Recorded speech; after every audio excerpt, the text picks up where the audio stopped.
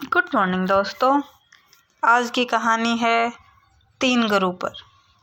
आइए सुनते हैं आज की कहानी। दोस्तों, कहानी पसंद आई तो चैनल को सब्सक्राइब करें और ज़्यादा से ज़्यादा लाइक करें। बहुत समय पहले की बात है। किसी नगर में एक बेहद प्रभावशाली महंत रहते थे। उनके पास शिक्षा लेने हेतु दूर दूर से शिष्य आते रहते थे। एक दिन एक शिष्य ने महंत से सवाल किया, स्वामी जी, आपके गुरु कौन हैं?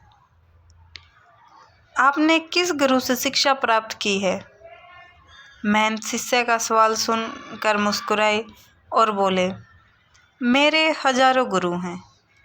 यदि मैं उनके नाम गिनाने बैठ जाऊं तो शायद महीनों लग जाएंगे, लेकिन फिर भी मैं अपने 3 गुरुओं के बारे में तुम्हें ज़रूर बताऊंगा।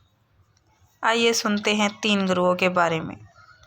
मेरा पहला गुरु था एक चोर। एक बार मैं रास्ता भटक गया था और जब दूर किसी गांव में पहुंचा तो बहुत देर हो गई थी। सब दुकानें और घर बंद हो चुके थे, लेकिन आखिरकार मुझे एक आदमी मिला जो एक दीवार में सेंध लगाने की कोशिश कर रहा था। दोस्तों, अगर कहानी अच्छी लग रही है तो ज़्यादा से ज़्यादा लाइक करें।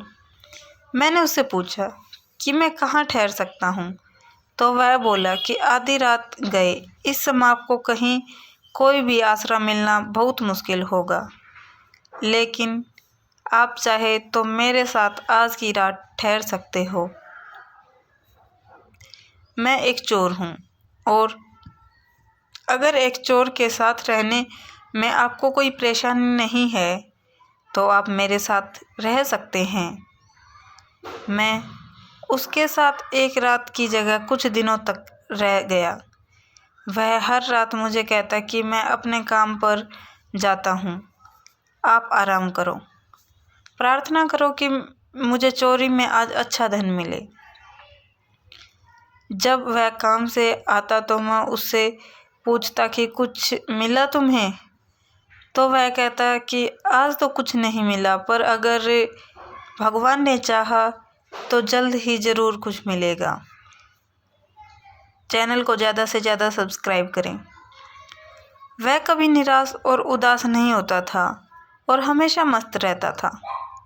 कुछ दिन बाद मैं उसको धन्यवाद करके वापस अपने घर आ गया। मुझे ध्यान करते हुए सालों साल बीत गए, तो कई बार ऐसे क्षण आते थे कि मैं बिल्कुल हताश और निराश होकर साधना छोड़ देने की ठान लेता था।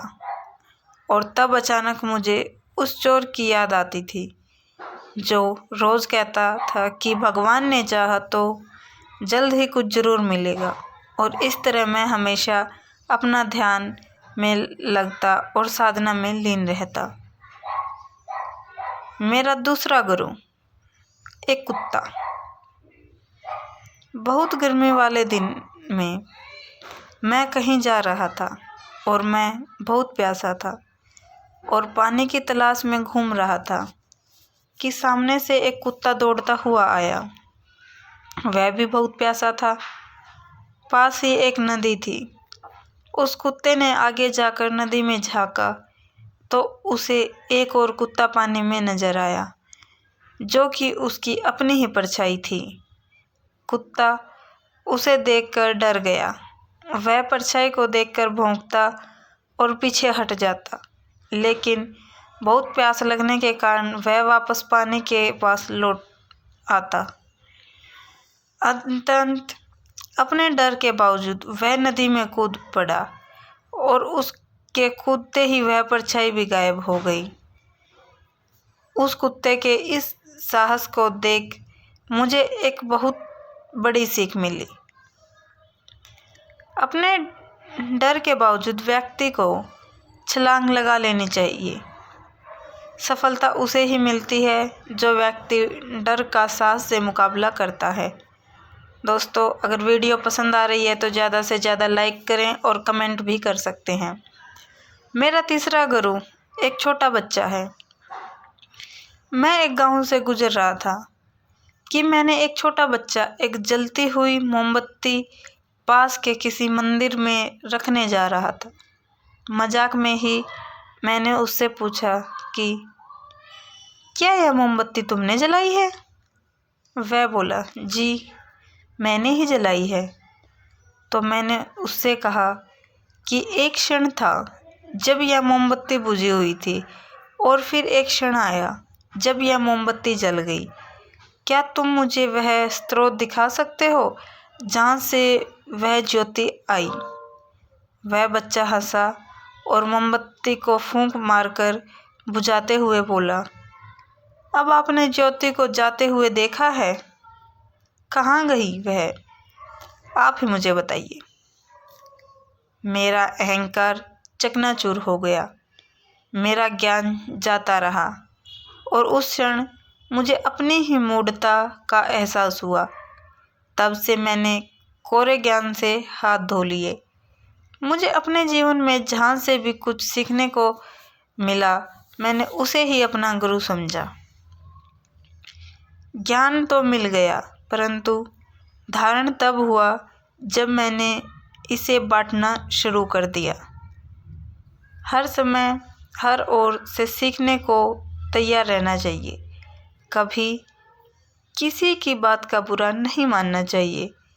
किसी भी इंसान की कही हुई बात को ठंडे दिमाग से एकांत में बैठकर सोचना ज़रूर चाहिए कि उसने क्या कहा और क्यों कहा। तब उसकी कही बातों से अपनी की हुई गलतियों को समझें और अपनी कमियों को दूर करें। जीवन का हर क्षण हमें कुछ न कुछ सीखने का मौका देता है। हमें जीवन में हमेशा एक शिष्य बनकर अच्छी बातों को सीखते रहना चाहिए। चैनल को ज़्यादा से ज़्यादा सब्सक्राइब करें। यह जीवन हमें आए दिन किसी न किसी रूप में किसी गुरु से मिलाता रहता है। यह हम पर निर्भर करता है कि क्या हम उस मेहनत की तरह एक शिष्य बनकर उस गुरु से मिलने वाली शिक्षा को ग्रहण कर पा रहे हैं कि नहीं। इस कहानी से हमें शिक्षा मिलती है, जीवन में कभी निराश और उदास नहीं होना चाहिए। और आपको कोई रास्ता नहीं दिख रहा है तो हमेशा ईश्वर को याद करते हुए उनका नाम जप करें। इससे आपको शांति मिलेगी, जिससे आप अपना दुख भूलकर अपने काम को पुनः नई ऊर्जा से कर पाएंगे। कभी न कभी आपको सफलता मिलेगी ही। आज के लिए इतना ही। सदैव प्रसन्न रहिए। जो प्राप्त है वो पर्याप्त है। धन्यवाद। वीडियो पसंद आई तो ज़्यादा से ज़्यादा लाइक करें, कमेंट करें और सब्सक्राइब करें। धन्यवाद।